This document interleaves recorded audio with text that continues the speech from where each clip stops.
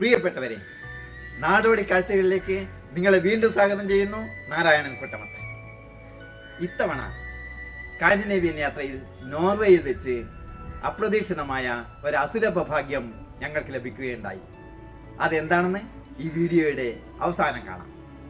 നോർവേയുടെ തലസ്ഥാനമായ ഓസ്ലോയോട് വിട പറഞ്ഞ് ഞങ്ങൾ മൈദ്ദാർ റെയിൽവേ സ്റ്റേഷനിലേക്ക് ചെന്നു. അവിടെ നിന്നും ഒരു ട്രെയിനിൽ ഗൈലോയിലേക്ക് പോയി.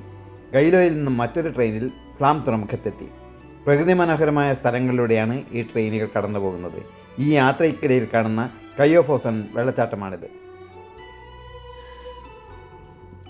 മലകളാൽ ചുറ്റപ്പെട്ട് കിടക്കുന്ന ഒരു ചെറിയ തുറമുഖമാണ് ഫ്ലാം തുറമുഖത്തിന് ചുറ്റുമുള്ള കാഴ്ചയാണ് ഇത്.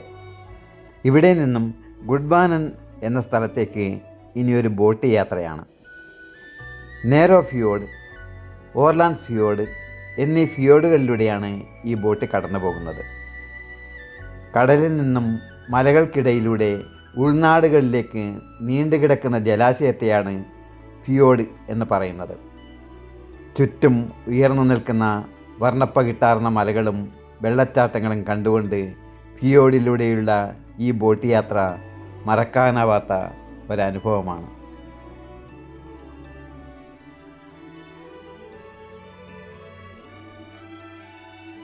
ഗുഡ്ബാനിൽ ഞങ്ങളുടെ ബോട്ട് യാത്ര അവസാനിച്ചു.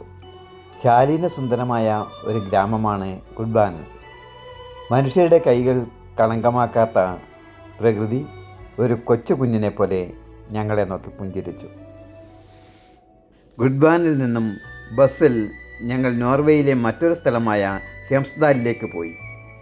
ലോകത്തിലെ ഏറ്റവും വലിയ റോഡ് തുരങ്കപ്പാതയായ ലാഡൽ ടണലും കടന്നുകൊണ്ടാണ് ബസ് ഹെംസ്ദാലിലേക്ക് പോകുന്നത്.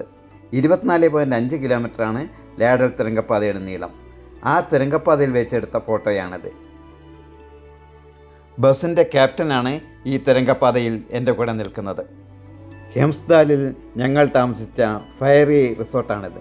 അന്നു രാത്രിയാണ് മറക്കാനാവാത്ത ഒരനുഭവമായി അപ്രതീക്ഷിതമായ ആ ഭാഗ്യം ഞങ്ങൾക്ക് ലഭിച്ചത്. നോർത്തേൺ ലൈറ്റ്സ് അഥവാ അറോറ എന്ന് വിളിക്കുന്ന ധ്രുവദീപ്തി ഏകദേശം രാത്രി 11 മണി മുതൽ ഞങ്ങൾക്ക് കാണുവാൻ കഴിഞ്ഞു.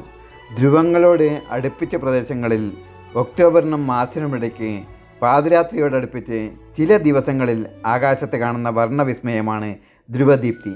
ചുവപ്പും പച്ചയും നീലയും നിറങ്ങൾ വാരിവിതറി നിൽക്കുന്ന ആകാശം കാണേണ്ട കാഴ്ച തന്നെയാണ്. ധ്രുവദീപ്തി 2 മണിയോടുകൂടി നിറം മങ്ങാൻ തുടങ്ങിയപ്പോൾ ഞങ്ങളും ഉറങ്ങാൻ പോയി. കൂടുതൽ വിശേഷങ്ങളുമായി അടുത്ത വീഡിയോയിൽ വീണ്ടും കാണുന്നതുവരെ ബൈ ബൈ.